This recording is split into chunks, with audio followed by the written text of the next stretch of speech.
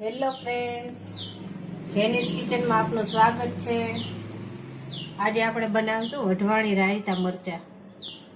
તો તેના માટે મેં 100 ગ્રામ વઢવાણી મરચાં લીધા છે। 2 ચમચી તેલ લઈશું,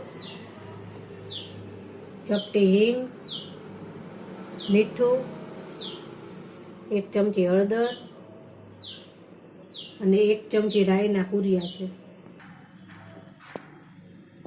મરચાં આ રીતના એ ચમકતી છાલવાળા આવે છે એવા જ લેવાના છે। એકદમ કૂણા મરચાં નથી લેવાના, નહીં તો કાળા પડી જશે। આપણે આને કાપો પાડી લઈશું આ રીતે। આમાં બી કાઢવાની કોઈ જરૂર નથી।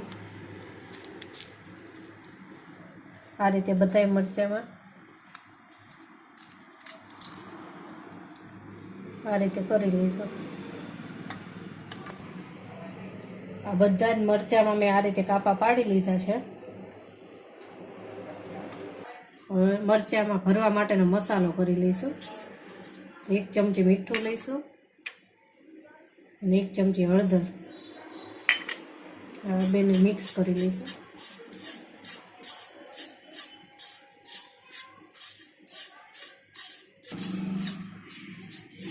હવે આને આપણે મરચાંમાં આ રીતે ભરી લઈશું આ રીતે।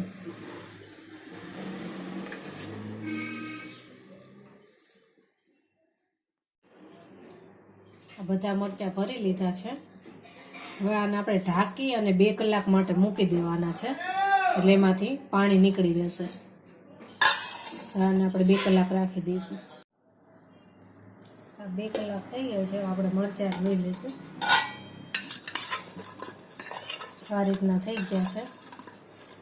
હવે આને આપણે કોટનના કપડામાં સૂકવી લેવાના છે। આ રીતે સૂકવી લઈશું કોટનના કપડામાં। મરચાંમાં ભેજ ના રહેવો જોઈએ, બધું એનું પાણી સુકાઈ જાય પછી જ એને હાથવાના છે। મરચાં આ રીતે બધાય સૂકવી નાખવાના છે અને જરા પણ ભેજ ના રહે ત્યાં સુધી સૂકવવાના છે। અને તડકામાં નથી સૂકવવાના, ઘરમાં જ છાયામાં જ સૂકવવાના છે। આપણા મરચાં સુકાઈ ગયા છે। હવે આને આપણે રાયતા બનાવી લઈશું। 1 લીંબુના મેં આ રીતે ટુકડા કરેલા છે અને અડધું લીંબુ આપણે મરચાંમાં નીચોવી નાખશું। મેં 2 ચમચી તેલ ગરમ મૂકેલું છે। તેલ ગરમ થઈ જાય એટલે આપણે ગેસ બંધ કરી દઈશું। તેલ ગરમ થઈ ગયું છે, આપણે ગેસ બંધ કરી દઈશું। આ તેલ થોડુંક ઠંડુ થાય ત્યારે આપણે હિંગ અને રાઈના કુરિયા નાખવાના છે। આ તેલ થોડુંક ઠંડુ થઈ ગયું છે, હવે આપણે આમાં હિંગ નાખશું, રાઈના કુરિયા નાખી દઈશું, મિક્સ કરી લઈશું। હવે આપણે આમાં મરચાં નાખી દઈશું।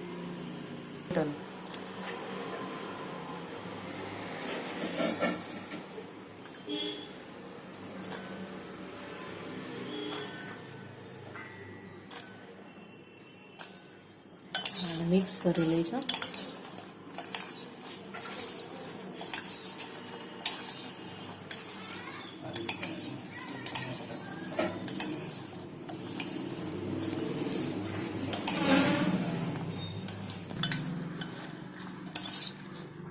બધું મિક્સ થઈ ગયું છે, આપણે આમાં લીંબુ નાખી દઈશું।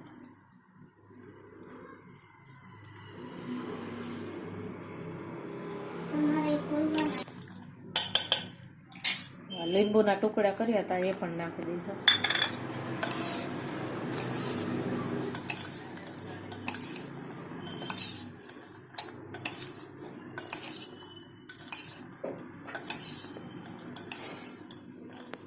તો તૈયાર છે આપણા વઢવાણી રાયતા મરચાં। આના તમે 15 દિવસ સુધી સ્ટોર કરી શકો છો।